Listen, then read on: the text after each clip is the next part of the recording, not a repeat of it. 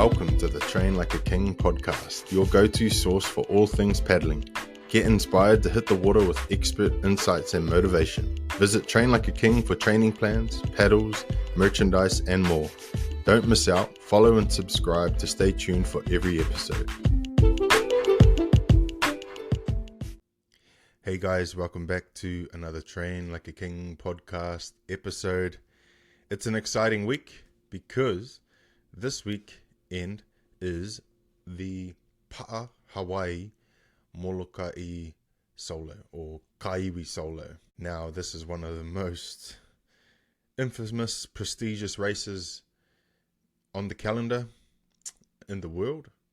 You know, although it doesn't get a crazy number of competitors, just the mere challenge of the crossing between the island of Molokai and Oahu is a big challenge in itself. You know, 50 plus kilometers, depending, you know, especially individual courses, I think around 52 kilometers, whereas the six man's about 62 kilometers.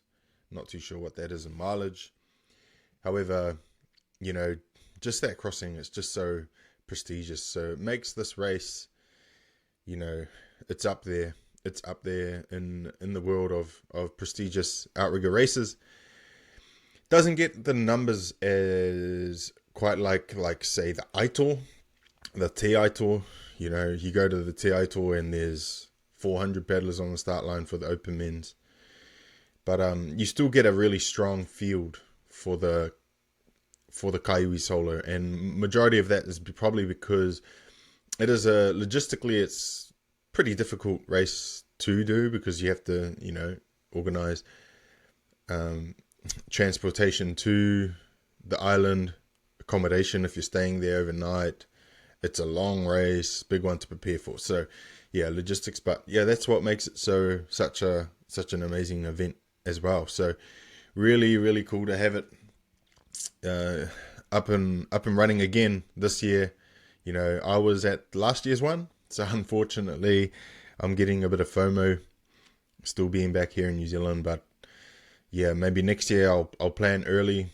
As soon as I can book tickets, I'll book tickets and really train for that. But you know, have some other but I wouldn't say busier this year, but you know, got other focuses. We will be in Hawaii soon anyway for the World Sprints in Hilo, 15 weeks time.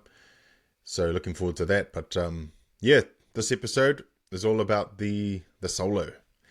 So we're going to go through the race list, the named paddlers as of, I believe, the 24th of April. So I imagine maybe there are a few more entries by now, but we're going to go through some of the names that pop out to me on this list, and yeah. So I'm just pulling up the registration list, and I'm just going to go through some of these the names. Any names that stick out to me, I'm going to call them out. So we have Daniel Chan. So that's he's a gun from you know, Big Island there, and lots of experience crossing the solo. I don't know, I can't remember if he raced last year or not, but good to see him there. Danny Ching, the reigning solo champion at 40 years old. He won the solo last year, which is amazing.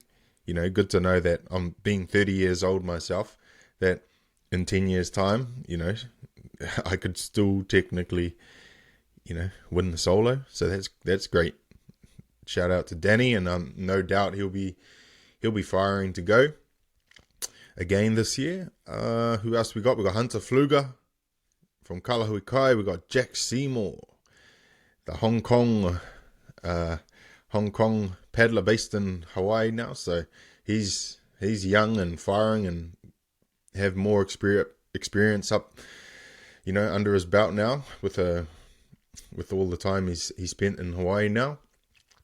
We have Patrick Dolan, the dark horse well, I wouldn't really say he's a dark horse. He's a previous champion, and we know how strong Pat Dolan can be, especially when he puts his, when he dedicates himself to the training, and he's a scary one because, he's not on social media. He's not out there. You don't know if he's putting in the work or not unless you're training out of the same training ground as him in the mornings and afternoons.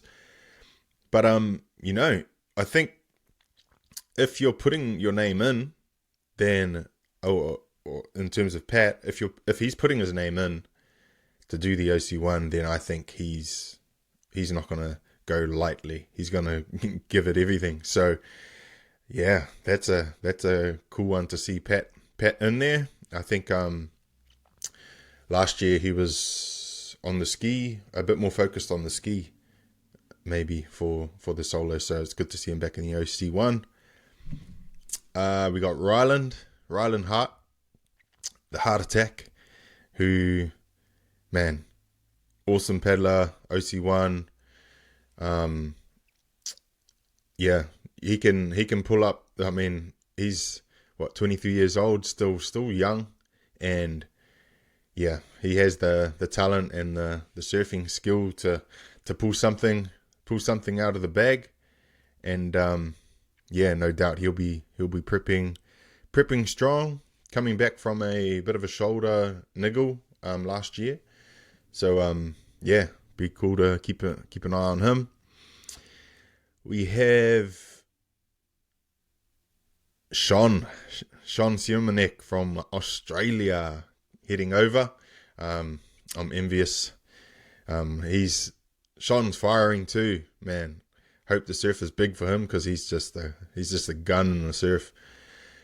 Timona Taputu, another Tahitian heading over. I don't know if Timona's done the solo before. He's definitely done the crossing many times, but I can't recall Timona doing the solo on OC1. So that'd be awesome to see. Young as well, 24 years old, fresh off a Hawaii Kinui win with OPT last year. So, and he's been having some mean performances in the V1s and races in Tahiti, particularly downwinds. So it'd be cool to see him. Who we got? We got some youngins, Tua Perez, 15 years old. We got Tristan Kahokele Santos, 24, who has won a solo before. Not the Pa'a Solo, he's won the Maui Gym solo before. So, hey, anything can happen in the solo. He's paddling on the Noyo. So, yeah, big shout out to Tristan. He should do pretty awesome. From no doubt he's been getting some good downwinds in Maui and the like. So we got Will Richtenstein coming over from California. Kevin Seron Jerusalemi from Tahiti. No doubt he'll be a serious contender after successfully winning the M2M. And I don't know if you've watched the starting footage of that, but he didn't have the most amazing start. I don't know if he did that on purpose, just hang back and wait for the surf to pick up before putting the hammer down. But yeah, maybe he just had that much confidence, and then he went back to Tahiti and had a bit of a sprint finish with Steve for second place. I think Brice might have won the race for Kevin Cuida and Bora Bora, followed by Steve and then Kevin, which was a sprint finish there. So yeah, Kevin's in, I feel like he always leads up to the more important races and pulls things out of the bag on race day when it counts. So yeah, be careful of Boo Boo. Mario Mosio, he'll be an awesome threat. Cool to see him in there. Lauren Spalding. So Lauren is the legend of outrigger canoe paddling, particularly OC1 paddling, and just Hawaii paddling in general. Big name here, coming for another another solo win to add to her 10 plus wins of the solo. So I think Lauren is a serious threat and contender for that first place. But I know there's some other strong women that will be looking to grab a win too. So all the best to Lauren Spalding on the Ares. Kaiwa'a represent. See who else is in this list. Let's quickly skim over. Got Kainoa Tanuai. He put me in the last few Ks last year, so he's always a mean threat. Kala Diaz, he's always a gun. OC1, Hawaii Nui, V1. He can pull something out of the bag. He did awesome last year. Kalei Kahukele, Kekoa Kahukele Santos. Kingi Gilbert, New Zealand's very own, Maui based. He should do awesome. We got Lindsay Shank, so another tough top competitor for the women's division. She'll be determined to get that number one spot. And she looks super strong throughout the season so far.